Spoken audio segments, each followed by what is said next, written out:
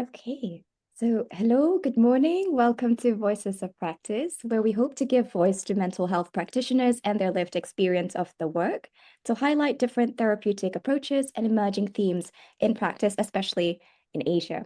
And we are here today. We're very privileged from Singapore with a trauma-informed clinical psychologist, Kelly Chan. So, Kelly, you founded a therapeutic practice called Get Psyched. The therapy service you provide addresses unresolved childhood trauma that may contribute to complex post-traumatic stress disorder, or CPTSD. You have trained and worked in the United States, the United Kingdom, and also in Singapore, bringing in, I imagine, various cultural lenses, therapeutic modalities, and frameworks in your practice. And I think it's so cool and impressive.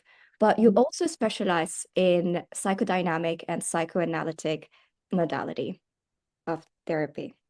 More psychodynamic, yes. That's dynamic.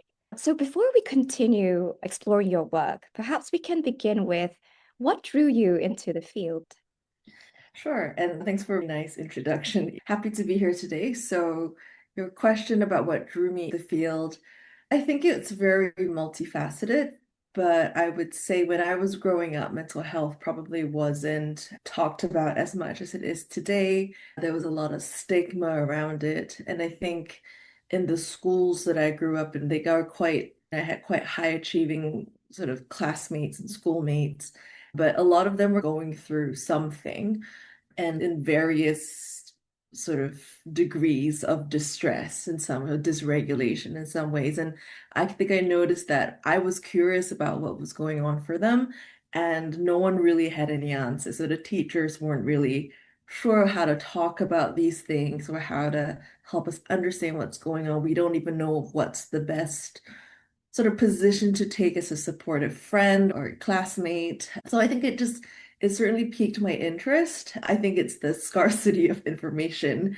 that I had growing up about this. And I imagine the earlier generations would have been even less information about it.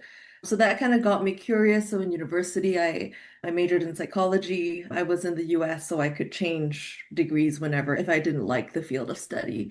So I thought I'd take a punt. I studied more about it, and I was very drawn to things like modules like abnormal psychology, which is the sort of the precursor to mental health and clinical psychology.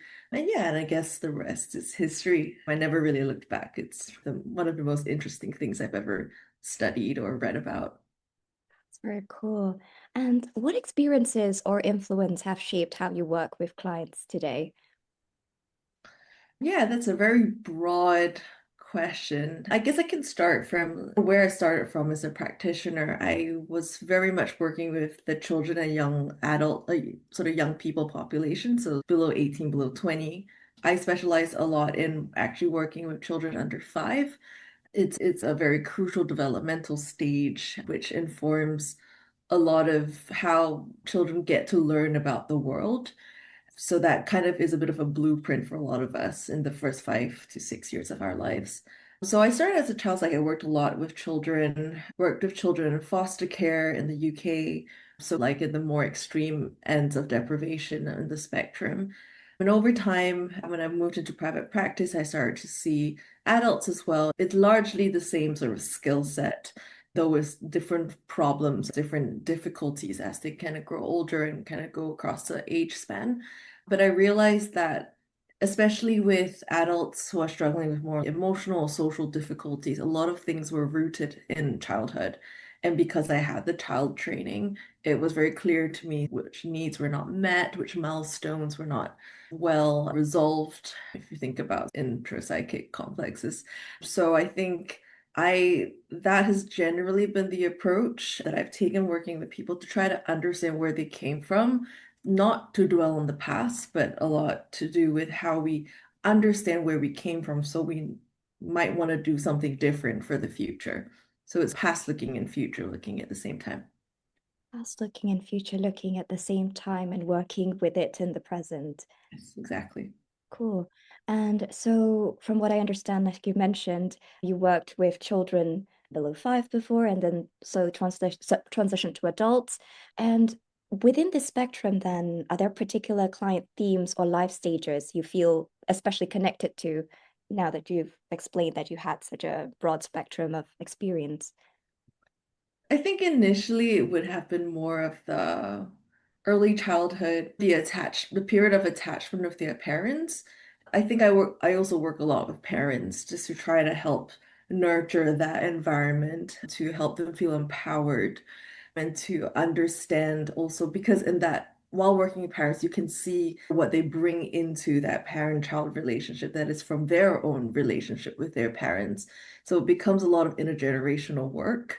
So I think that I would say would be where I consider to be the most important sort of period of intervention, not necessarily because things are going wrong, but perhaps even just to really bolster and strengthen that period of bonding and sort of interaction with parent and child.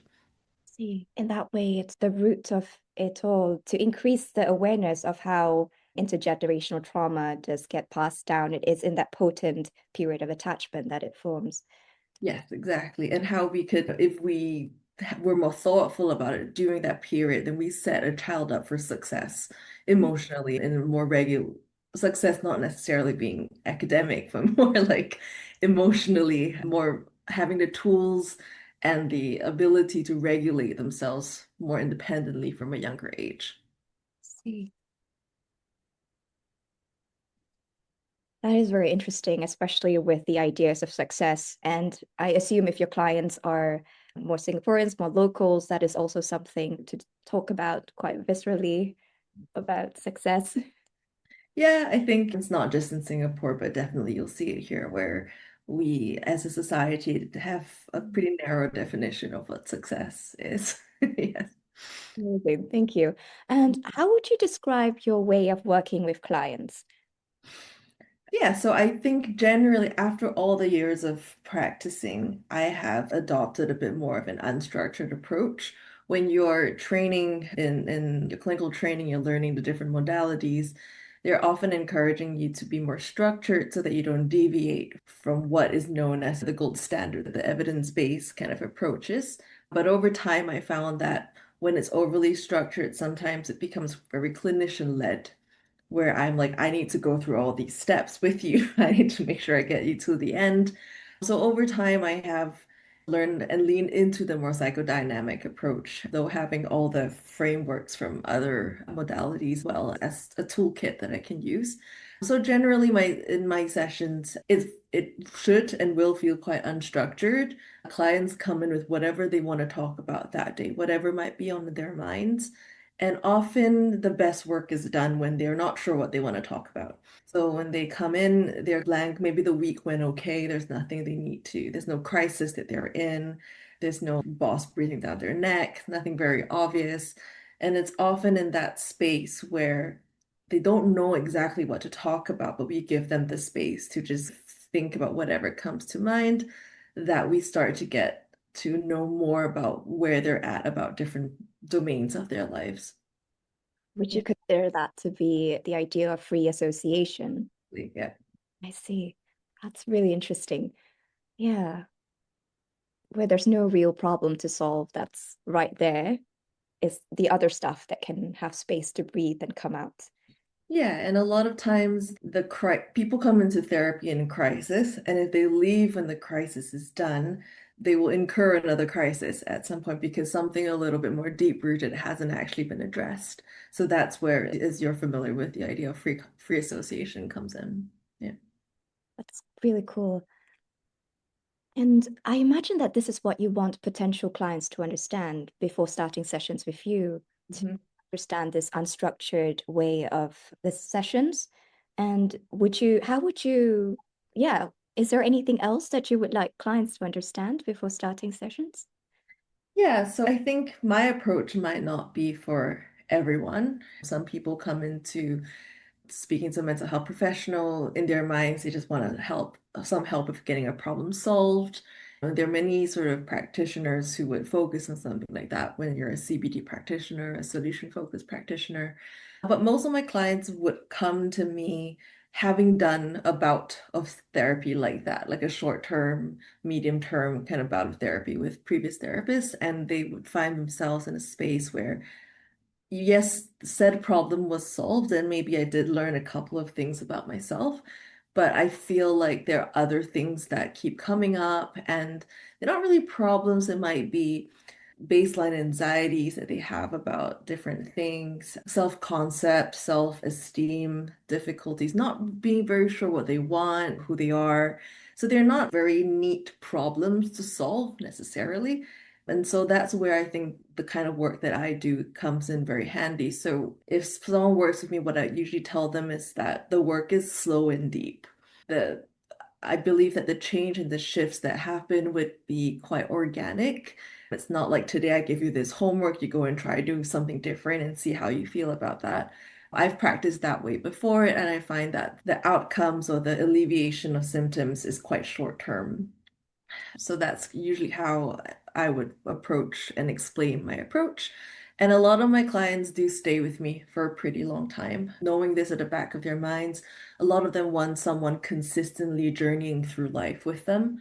And with each thing that happens, they get to learn more about themselves and sort of their reactions to the events in their lives. And a safe space to process and also be heard. Yeah, that's very cool. And when therapy is effective, what kinds of changes do you tend to observe? What usually first shifts in the work, Mm. especially something that is slow and deep for your practice? I would say awareness. Awareness sometimes is a little, I would say, underestimated. A lot of my clients want, I understand the anxiety of wanting something to change in their life. So they want a more tangible, I always get the question, so what do I do with this now that I know about it? But actually, I would say the first change is awareness, understanding how one reacts to certain things and why they do. So what is in their past? What is in their what have they internalized about themselves and the world around them that might lead to them reacting in something or thinking about things in a certain way? So it's not a judgmental space. It's more of a just curiosity and coming from a place of curiosity and understanding. And I always tell my clients we can't really change or choose to do something different if we don't really understand why we do something in the first place. So I think that depth of understanding actually leads to shifts being pretty organic, because if you know where it comes from when you decide this might not be a very helpful pattern for me, usually the client over some time would think maybe I might try to react slightly differently and see how that plays out. And that's usually how therapy goes. Very multiple small shifts across time. They compound and ultimately they have a more meaningful, more tangible change to the client. I see. That's very Mhm. cool. Like the increase in awareness and the ability to also communicate the pattern and possible triggers that lead them into very specific patterns. And I imagine that this is probably how you might assess whether the work has been meaningful, the awareness, and also the ability to communicate. Are there any other ways that you would assess how the work has been meaningful or helpful? Usually I just ask them Ah, if I want to know, but usually I wouldn't ask this question because the point of that would be more for myself, which my needs are not important in the therapy session. It, yeah, I don't think it's a question I generally ask unless I feel that there is resistance in the therapy. If the client themselves feel a little bit on and off, they keep canceling or they come really late all the time, I would want to address sort of that resistance that I feel. And then I might ask if it doesn't feel very helpful to you, we can talk about it. There's never any obligation to continue, but it's to also help the client understand what's going on for them. even the resistance itself is a presentation of a relationship with the external environments. Yeah, Absolutely. The resistance is a really meaningful piece of thing to explore. Yeah.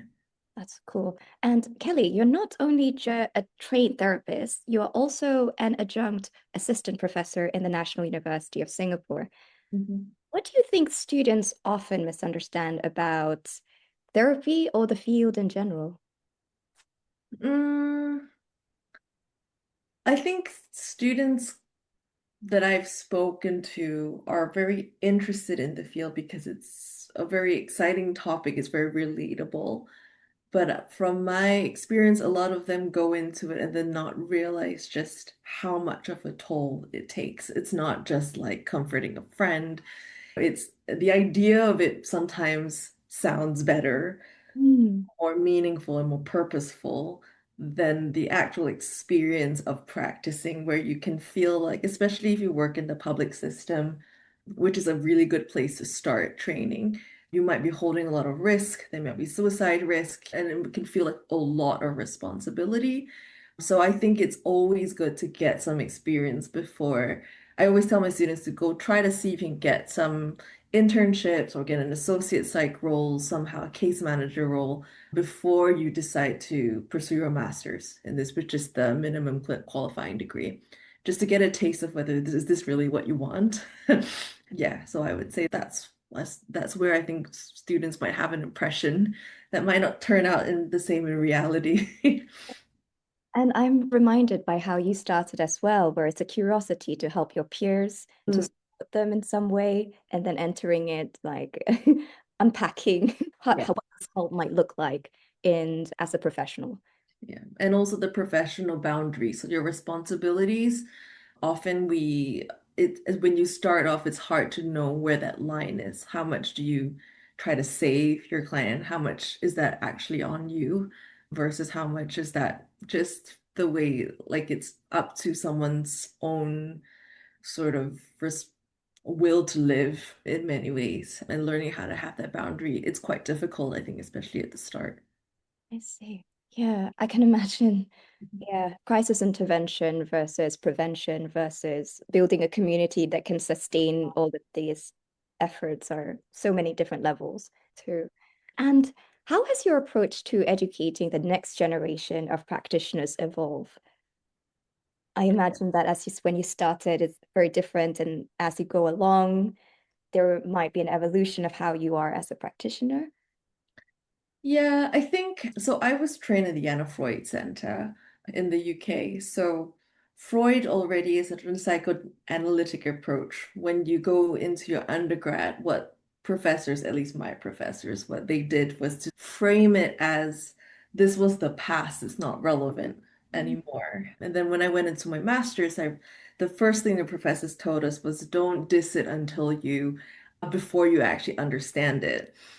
So I think that's something I've been trying to bring into the classroom because I teach psychological therapies. So one of it, of course, is understanding the history and the evolution. How did we get from psychoanalysis to short-term CBT even? There's like a short-term intervention, solution-focused intervention. Every modality and every paradigm was in response to something happening in the field and also a response to the social, political, cultural element at the point in time. So that has evolved. The other thing that I think has come up is the use of digital therapies.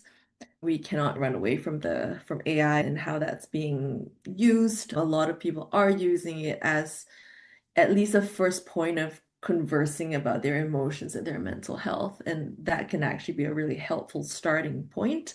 But of course, as you've read in the news, there are a lot of stories that where it hasn't gone so well. So I think as it evolves, there's a tension between this digital part of it, and then I'm trying to make sure that people know about Freud and where he's coming from. So again, it's this future, past and future looking, concurrently looking at the past and the future to hold that together as we kind of approach therapies. And eventually practitioners find their own way of working and they find their own sort of middle ground in that. Yeah. Wow, that is a lot. And it's a lot of ambiguity because the digital technologies are also changing really fast. And yeah, it's tricky. Yeah, I worked quite a bit in the digital mental health space. So post PhD, I was part of a team trying to build a solution for that, especially it was just COVID. And yeah, I think that it's a very complex space that sometimes if you're not in the field, it's easy to underestimate. It's easy to just use the same model as a physical health sort of digital therapeutic to be planted into mental health. But because things are not as easily measured, the mind is a lot more complex sometimes than I don't know much about the physical, so I'm not going to pretend to know that it's not complex, but it's just, I think there's a lot more thinking that's being put into the digital mental health space to help its evolution and reiterations of that. And from what I gather, actually, the narrower the focus, the easier it is to come up with a viable solution. But if you're trying to conquer it all or trying to do a full mental health solution, it becomes way too complex and too many things to think about. Yeah. Actually, I'm going to go off script a little bit. I was looking at Mindline SG recently, this very new digital platform, and it has several things going on. It has a helpline, it has also an AI chat as well. I was wondering how you felt about that and whether or not this is in discussion within the university space or educational space at this point. Yeah, I think I don't know where they're at in their product development, but they're certainly not the first players in the market, even in Singapore or Asia, to come up with a product like that. So I can't really speak for sort of the clinical safety that goes on behind the AI chatbot, but I do believe that AI can be really helpful. And some of the more digital, maybe CBT skills and all of that can be made available digitally to support people who might be just going through something what we call something low grade, which isn't as clinically distressing. It might be very helpful for just some basic skills building. However, how do you identify if someone is mild or moderate or severely distressed? I think that system needs to be in place pretty well. And sometimes, yeah, I think sometimes the screening tools miss out certain things. So I think it's trying to figure out how best to complement, use these digital tools to complement clinical thinking and clinical judgment. I think that's where it's very challenging. Yeah. Thank you. I will think about all of these things as well as I navigate through the new chatbots that keep coming up. And especially from a government initiative as well. I wonder about the safety that comes behind the structures of the chatbot. Yeah. Yeah. That's cool. And specifically, are there any gaps as an educator that you want to fill? Yes, actually, I would say attachment, the importance of attachment, what that looks like, what that is in practice, especially in Asia. So I did my doctoral dissertation on the intergenerational sort of transmission of attachment, but focusing a lot on the social emotional aspect of that. Now, there have been many other studies in Singapore, and that has been growing for sure. But I think in terms of intervention, we are quite limited, both in Asia, but also globally. There are not as many sort of attachment focused programs for sort of parent-child sort of development of that, supporting young parents. Of course, there are different types of programs out there, but a lot of them are also designed and tested against a Western population. So understanding how that would look like in our type of culture, where it's often multi-generational households, all the influences being available to a young child, for better or for worse. I think that's a gap that as an educator, I would like to bridge, but also in practice, I'm hoping to slowly, as I grow my practice, bring in programs that are well evidenced, think about how it can be adapted to our population, and to start building communities of parents, support parents, and to understand more about this crucial period of maybe your first 5 years and building that attachment with your child and what you bring to the relationship through your own sort of attachment experiences. I don't think that's talked about enough. Wow, and very specific programs that communicate these as well and how important it is to look into yourself as a parent and as a person bringing it into your children's lives. Wow, that is a lot. Actually, I'm reminded by a new parent from like a friend of mine who's a new parent from Finland. And I was thinking about how the government structures the parenthood, like before they are expecting, when they're expecting, after they're expecting, and the psychological services that are provided freely in every step of at every step of the way as a parent. Yeah, I'm not sure whether that is actually available in Singapore. I So, would say more and more, but probably not in such an organized manner. Yeah, I think we definitely from 10 years ago, we've had grown many different programs. But I think in Singapore, we're also focusing a lot on the aging population. So I think what I've seen is a lot of government funding is put to supporting more of the elderly, which is really important, especially with an aging population. We're having fewer and fewer kids. yes, Yeah, that is a different conversation, probably. exactly. We spoke a lot about quick solutions and deeper therapeutic work throughout this interview. But as a practitioner, how do you balance the tensions between these expectations for quick solutions and the deeper therapeutic work? Yeah, that's a great question. I think I always try to communicate. I think communication is a skill that I teach my students. I also try to develop them in my clients, and it's something I try to model as well. So I try to be pretty transparent. Every client, as with most practices, you will have an initial assessment. So just to get a pulse check on what's brought the client here, what are some of the things that they're working on, a brief history of their families, their growing up, relationships in their lives. And usually in the first session, I will communicate generally how I approach things and try to ask them what they want from these sessions. So if they want a short-term solution and and I think I specialize more in the slow and deep work, I am often quite upfront in saying, I can work with you. I am trained in all the short-term type of therapeutic modalities, but this is not really the kind of work that I think I can really that I would really specialize in. And I would also explain why the deep work is important. However, so they have a choice. They can either continue working with me. We can say we'll do a couple of sessions. We'll focus on skills training, more of the CBT type work. And then we can plan work towards a discharge, and they're always welcome to come back, or I can refer them to a colleague in a different practice. So that first session is actually really important just to get everyone on the same page. So for my clients to tell me what they want from their sessions, for me to offer them, give some psychoeducation as well, and then from there decide collect collaboratively what are the next steps. Mm. Awesome. Has We spoke a little bit about this as well with the digital technologies and the hopes for psychoeducation in Singapore. But just to maybe cover it generally, has psychotherapy and counseling, has the field shifted in Singapore in your perspective? And are there any specific changes in client presentations over the years that you have noticed? I think it's definitely I think the stigma is steadily reducing, if I were to be hopeful about it.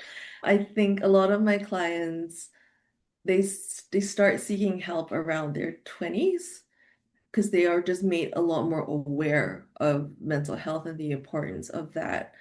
A lot more of them are willing to invest in their income because we don't have great sort of insurance products that cover mental health services, especially if you are not at the clinical diagnosis sort of stage. So a lot more people are more willing to, from their, what's the word, out of pocket, sort of invest in their mental health. So in that, what that means is I think, at least in my practice, I see people starting interventions or seeking help way earlier. So more of the preventative side of work that we can do rather than crisis management. It might start off as a sort of a mini crisis, like a breakup or something, and they're really heartbroken, but they come to me knowing that they want to do something deeper. And post breakup, post crisis, they also want to get to know themselves more.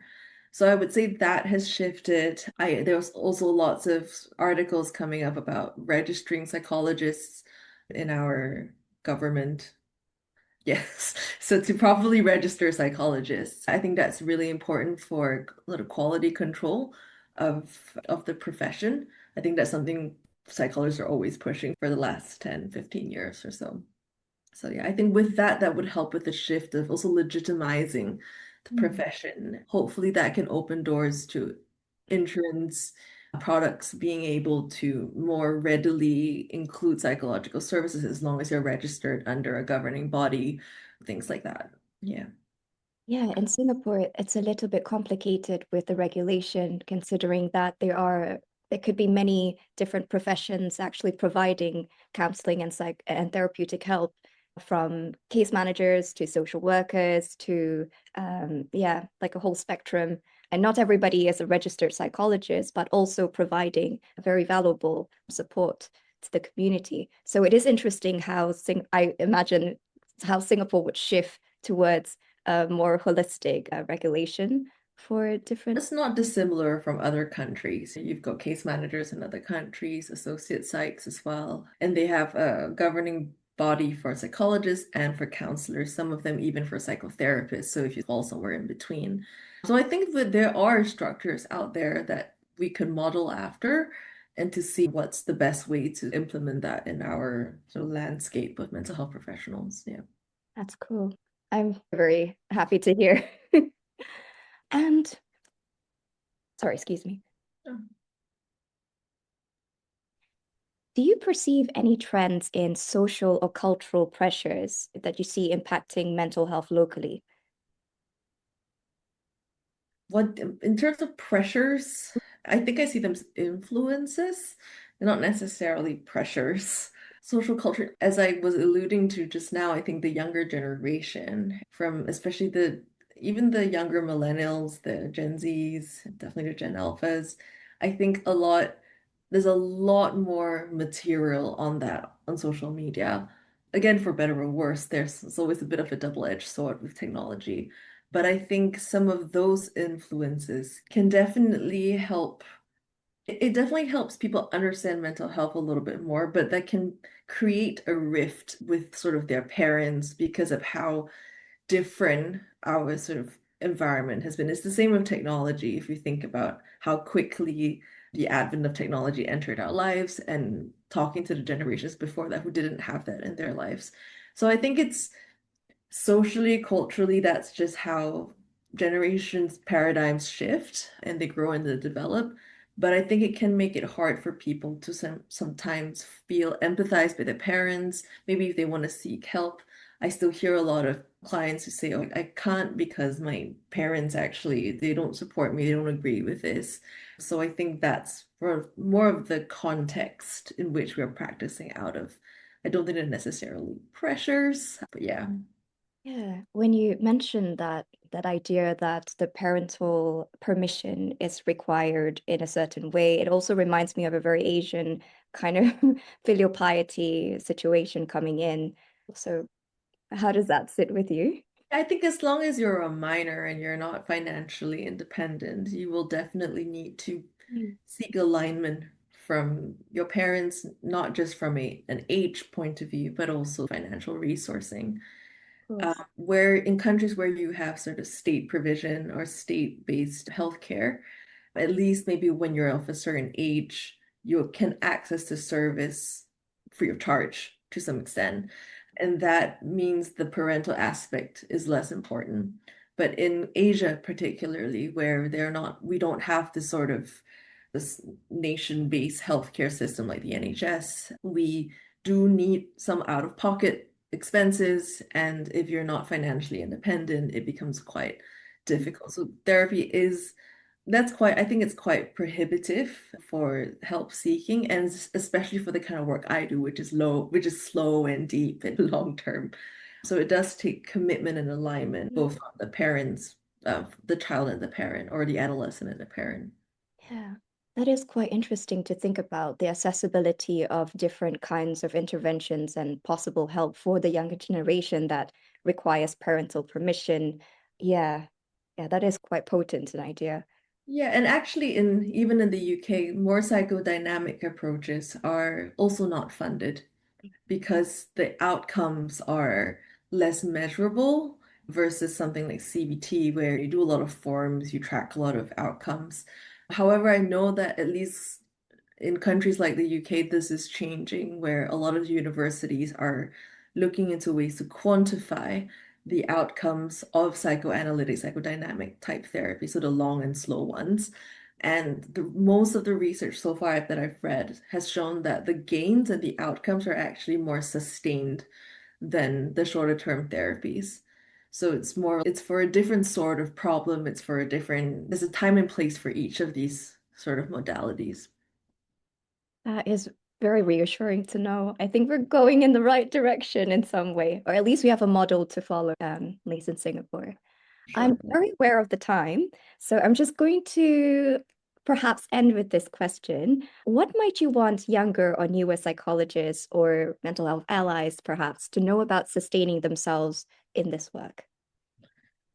So one advice I got from my supervisor when I was training was to always, because I dance as a hobby, and during my placement I had to take a leave of absence for a few days because I wanted to go for a congress. And he was saying that you should always do these sort of activities that keep yourself grounded in your body because as a psychologist, or he was a psychoanalyst, a lot of the work happens in your mind, and it's very grounding to actually have a hobby to do with sports or say, exercise, dance, and things like that. So I think I would say it's what has also sustained me. But of course, boundaries, knowing how to switch your mind off from work, not bringing the work home with you, and having regular supervision. I think those are really key aspects for a young psychologist to keep themselves balanced while they're supporting someone else who might be more dysregulated.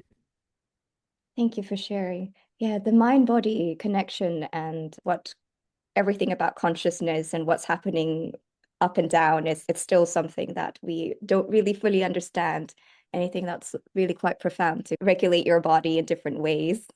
Yeah. Yeah, we don't understand it fully because it's hard to measure, but I think most people have shown that it exists. So when you're very stressed, your body sometimes manifests Yeah. physiological symptoms.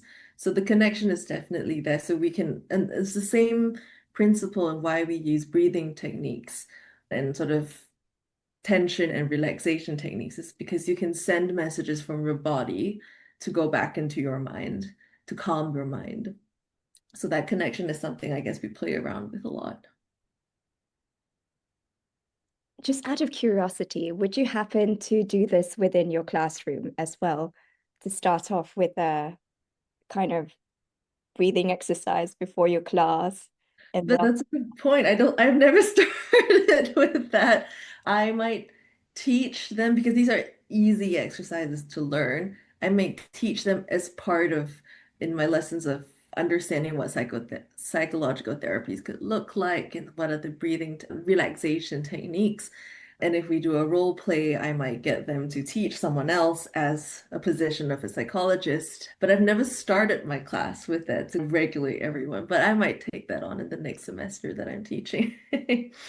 thank you so much for sharing, Kelly. Kelly, we have come to the end of our interview. We really appreciate you taking the time today to be in conversation about your practice with Voices of Practice, sharing your insights on the trends in Singapore and especially within the education space as well.